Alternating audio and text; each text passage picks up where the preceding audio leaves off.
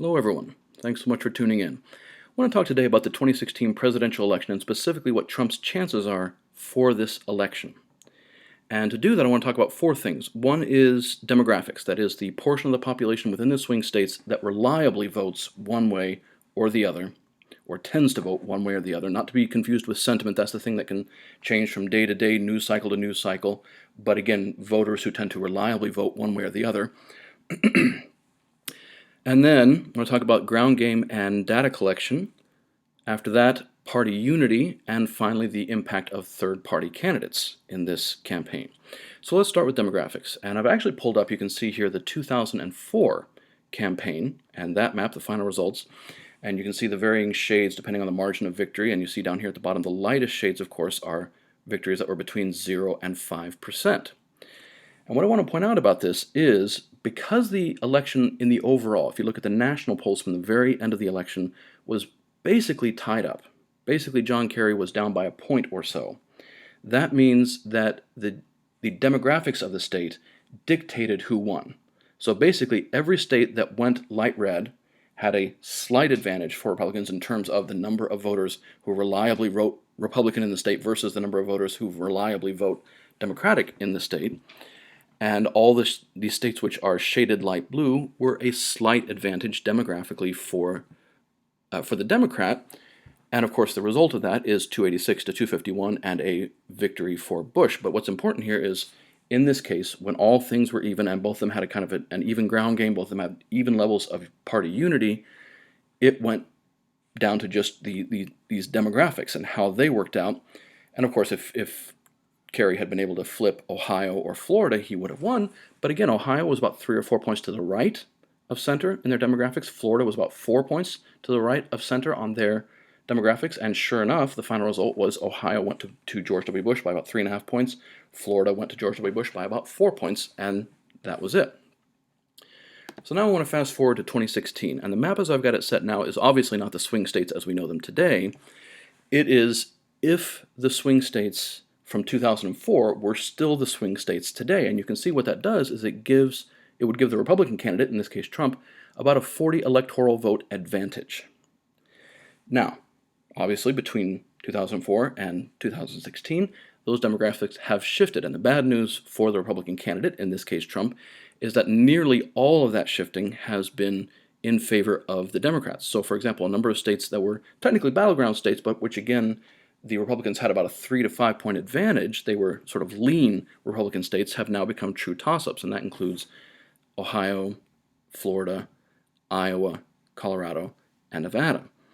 We also have states that used to be toss-ups that have now become solid blue states, and that includes Oregon, New Mexico, Minnesota, and Michigan. And I think also Wisconsin, so I'm going to put them there, even though they're maybe at this point just barely a 5-point lean.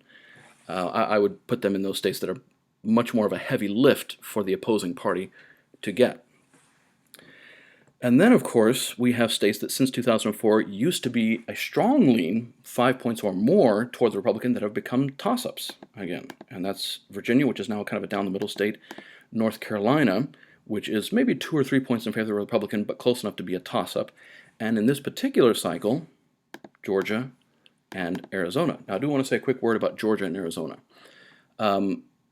We weren't really expecting for them to be toss-ups this time around, so it may be a factor of the Republican candidate himself. But unlike past years, even unlike earlier in this cycle, these states, after the conventions were all finished, are showing to be competitive. Georgia is actually leaning slightly toward Clinton. Arizona is right down the middle. And this is not to be confused with polls that you see during the primaries or during the period between the primaries and the conventions, because during the primaries, of course, you will see odd-looking polls because people are still in that are still in that place in the primaries where they're saying, I really like this Republican and not that Republican, and if the Republican that I don't like wins, I'm not going to vote for him or her. And the same thing with the Democrats. We certainly remember the Bernie supporters were, during the primaries, anywhere between 20 and 35% saying that they were going to not vote for Hillary if she got it. But of course, once we got to the convention, she's up around 90%, which is where you need to be, traditionally, to have a good solid start. So, for example, we actually saw a poll out of Oregon during the primaries that showed that that state might be competitive, but since then we've had several polls that show it's going to be solidly blue. We saw the same thing in Kansas during the primaries when the Never Trump movement was a little hotter. We saw a few polls that showed Trump and Clinton essentially tied, even one that had Clinton slightly ahead. But since the conventions have come and gone, we've had a couple more polls that show it's pretty securely leaning toward Donald Trump, toward the Republican. We have also had a couple of states that used to be very solid for the Republicans, now just basically leaning Republican, somewhere in the vicinity of 5 to 8 points. And that includes Missouri. Still keep it red here, but it is something that's been vulnerable. You remember Barack Obama came within a couple of hundred votes of winning it in 2008.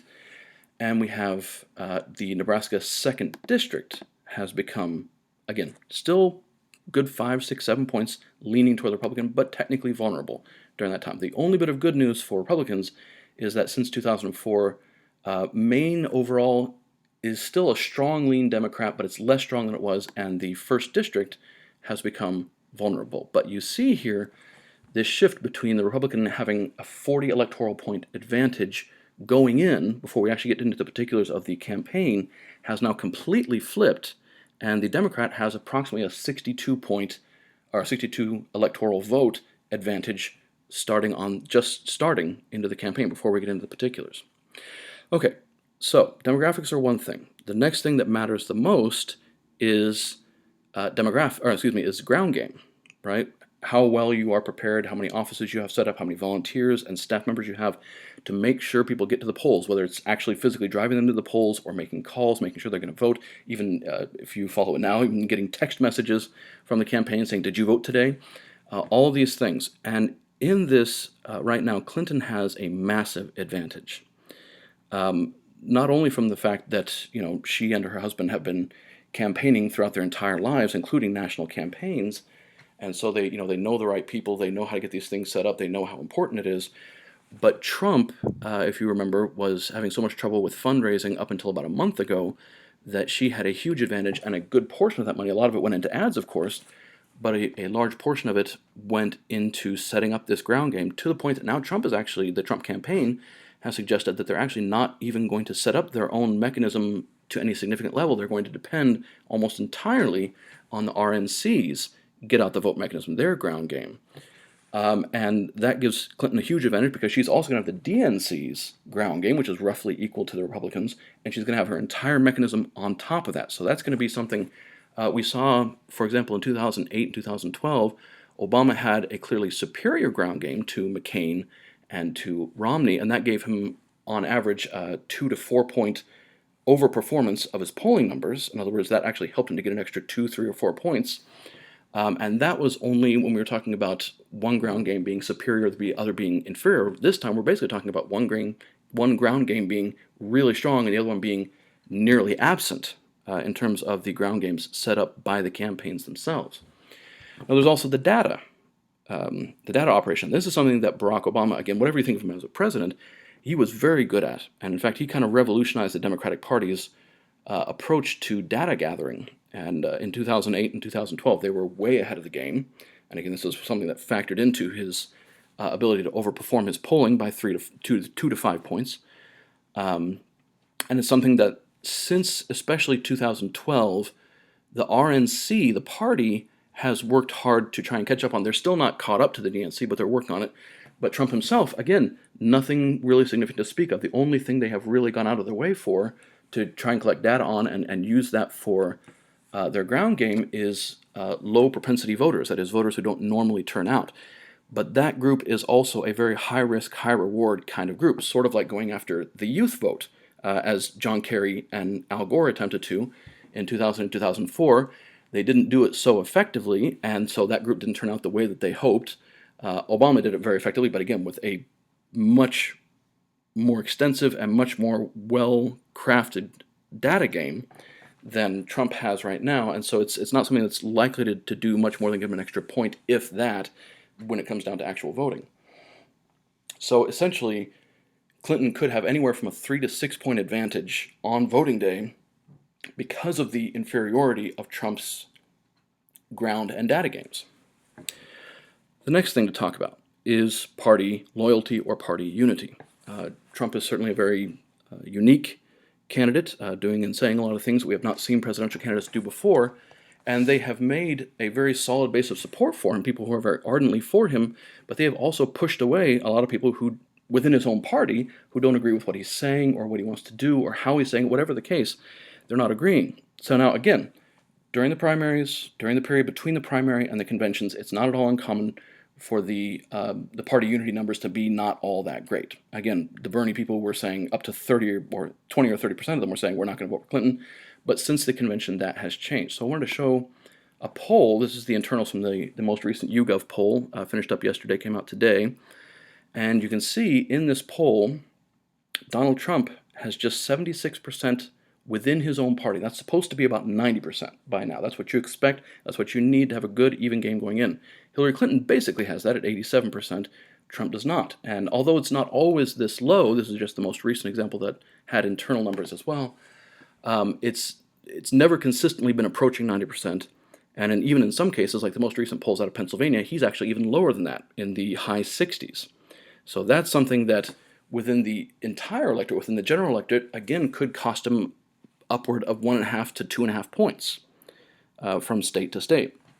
So you can see here, Hillary has now got this advantage, which could be anywhere from 5 to 8 points, because her ground and data game are so much better, and because she has party unity much more effectively than Trump does. Now, again, I'm talking about today.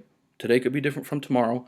If Trump poured just about everything he has into his ground and data game, he might be able to not catch up, but he might be able to be competitive. He hasn't said that he's going to do that. He's not announced any intention to do that.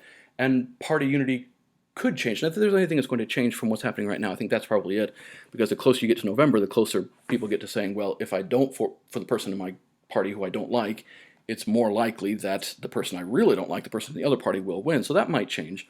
But again, we're talking about, on top of the demographics, about a 5 to 8 point advantage for Hillary come election day in any given state because of these factors.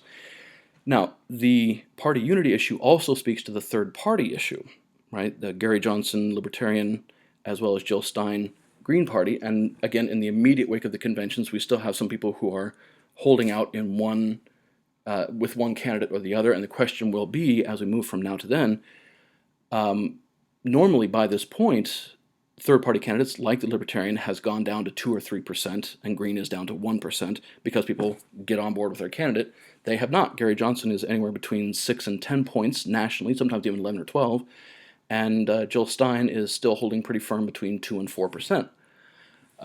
So if those numbers don't go back down, boy, we might see something like 1992 where our map is all messed up because we have states being won with a candidate who only got 42%. So we'll see what happens. And of course, there was another third-party candidate or non-major two-party candidate who entered just yesterday, and we'll see what impact that has as well. But let's say that come November, party unity is not so much of a problem for Trump. Let's say he's able to turn it around. I'm not convinced that he will be able to because of his behavioral issues, but let's say that he is, and let's say the party is fully unified. And let's say that support for Gary Johnson and Jill Stein has gone way down to the normal levels, so that it will be more like a one-on-one matchup. The scenarios themselves, 3 likely scenarios. One is that they're basically tied, in which case the demographics dictate the outcome. One is that Clinton is up by about 5 to 8 points where she is now. The other is that Trump is up about 5 to 8 points where he is now, or from, which is obviously far from where he is now. So let's start with if it's all even. If it's all even, don't forget, we then have to add 5 points or so to Hillary because of her superior ground game and her superior party loyalty. So if that's the case, if the national polls are basically even, she's got a +5 advantage, which gives her Nevada. It leaves Arizona up in the air, gives her Colorado, Iowa, Ohio, Pennsylvania in a big way, all of the Maine votes, Virginia. North Carolina would still be kind of up in the air there, though a slight advantage for Clinton, but I won't color it in for her right now. Georgia, as it appears right now, would actually give that to her, and Florida would be hers, and you can see it would be a large electoral victory for Clinton if things were basically even because of the advantages she has in terms of ground game and party unity. Now, let's reset, and let's say that Trump is up 5 points. I'm even going to take a couple of these solid blue states and put them back to neutral because that's something he's claimed is that he's going to be able to compete in those states. So let's say that he's up 5 points, but we have to remember when he's up by 5 points, he's basically at even because of the disadvantages in the ground game and the data and party unity. So at that point, Nevada is a toss-up again. Arizona goes back to him. Colorado's a toss-up. Iowa is basically a toss-up, except that Hillary has a slight advantage because, again, the demographics are just a couple of points to the left. Wisconsin's already 5 points to the left, so that would basically take it back to her. Michigan's about 7 or 8 points to the left, so it goes to her. Ohio's still a toss-up. Pennsylvania is a good 5 points to the left, and so it goes to her. Virginia would be a toss-up. North Carolina would go back to him. Georgia would go back to him, and Florida would basically be a toss-up. So you can see here, at this point, we have some of our more traditional swing states still up in the air. But again, when it's close, when it comes down to the last few votes, that tends to favor the candidate with a better data and ground game. Even if, we've already kind of baked in those extra 3 to 5 points, even then, if it's the last few hundred votes, that tends to favor the person with a better ground game, and that would be Clinton. So it might be close if he's ahead by 5 points or so, but it's still advantage Clinton.